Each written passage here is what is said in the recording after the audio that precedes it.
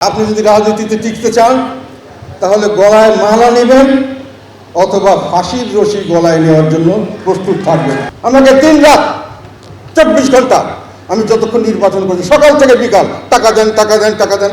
পরোক্ষ চাপ হলো যে যদি আমি নির্বাচনে না যাই তাও নির্বাচন হবে এবং নির্বাচনে জাতীয় পার্টিকে নিয়ে যাওয়া হবে। তারা আমাদের গলায় কিছু পচা মোরা আবর্জনা ঝুলিয়ে দিয়ে আমাদেরকে অনুগত বিরোধী দল করার চেষ্টা করেছিলেন। আমি যেটাতে রাজি হই নাই। ফলে তারা আমাদের থেকে কিছুটা হলো ইন্টারেস্ট হারিয়ে ফেলেছিলেন। কাজে আপনারা যে বলছেন গ্রহণযোগ্যতার জন্য একটা প্রচার করা হয়েছে, আমরা দল বিক্রি করেছি, তারা গ্রহণযোগ্যতার জন্য, তারা দল কেনার জন্য রাজি ছিল না, গ্রহণযোগ্যতার জন্য।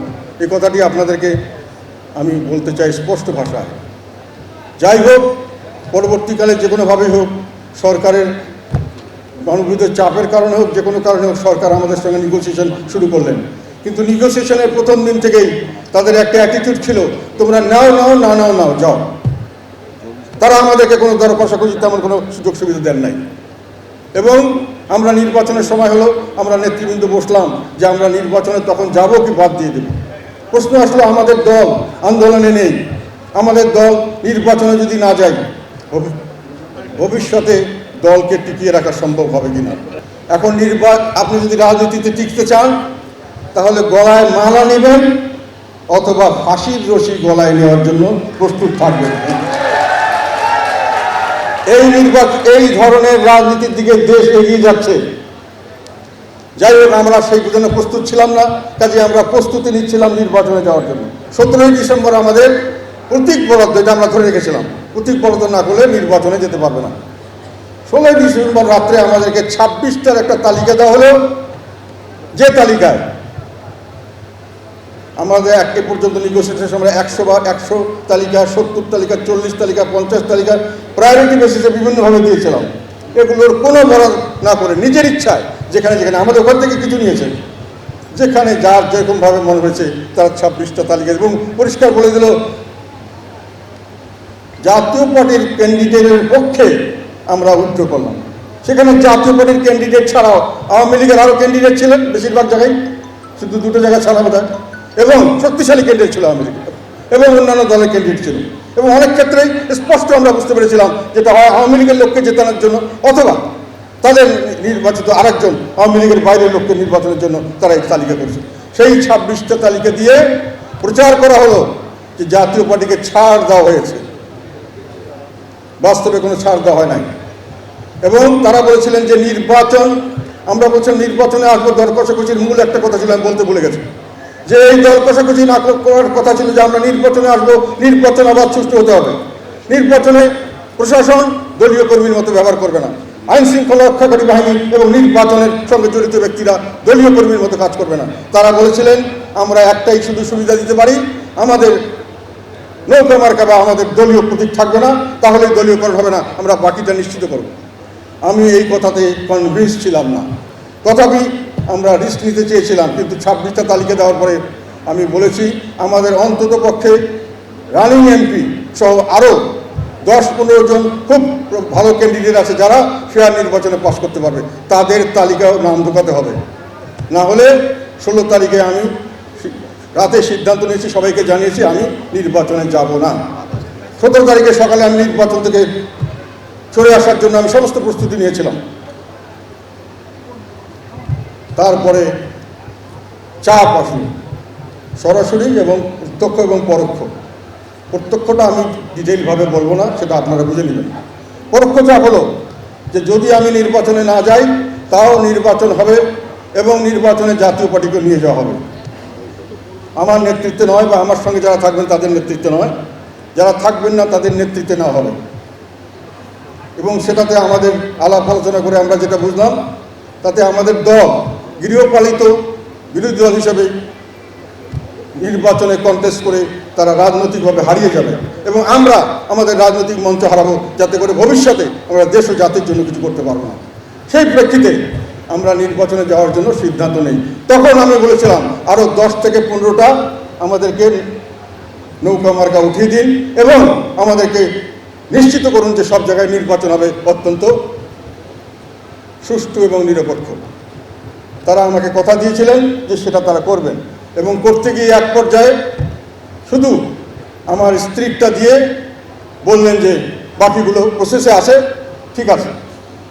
এবং বাইরে প্রচার করা হলো যে আমি আমার স্ত্রীর মনোনয়নের জন্য আমি নির্বাচনে এসেছি, আমি দলকে বিক্রি করে আমি স্ত্রীর মনোনয়নের জন্য গেছি। সেই সময় একই সঙ্গে ঢাকার আরও কয়েকটা সেন্ট্রাল আসনের জন্য আমি তখন দাবি করেছিলাম, এবং সঙ্গে সঙ্গে বলেছিলাম বাকি, এবং তারা আমাকে কথা দিয়েছিলেন, এবং তখনও কথা দিয়েছিলেন সেদিন লাস্ট পর্যন্ত 17 তারিখ যে তারা চেষ্টা করবেন। পরবর্তীকালে যখন হয়নি তখন তারা বলেছিলেন আমরা দায়িত্ব নিচ্ছি এগুলো জায়গায় অবাধ সুষ্ঠু নিরপেক্ষ নির্বাচন হবে। এই যে তাদের প্রচারণা 26টা সিটে ছাড় দেওয়া হয়েছে, এটা জনমনে যেমন বিভ্রান্তি সৃষ্টি করেছে, আমাদের নেতাকর্মীদের মধ্যে বিভ্রান্তি সৃষ্টি করেছে। এই 26টা যারা ছিলেন তারা মনে করেছেন যে আমরা হয়তো জিতে যেতে পারি। আগে যেমন 2014-18 হয়েছে, কোনো কষ্ট না করলে হয়তো জিতবো, কাজে তারা গা লাগাননি।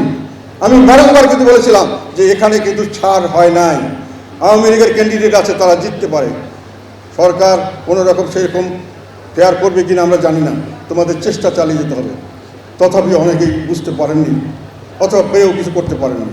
আর সেকেন্ড ছিল যে বাইরে প্রচারণা হয়েছে দল বিক্রি হয়ে গেছে, কাদের সাথে 200 কোটি টাকা পেয়ে গেছেন, 300 কোটি টাকা, কাজে আমাদেরকে টাকা, আমাদের তো জিতার কোনো সম্ভাবনা নাই, যেহেতু 26টা আসনের মধ্যে আমরা পাইনি, কাজে টাকার ভাগ চাই।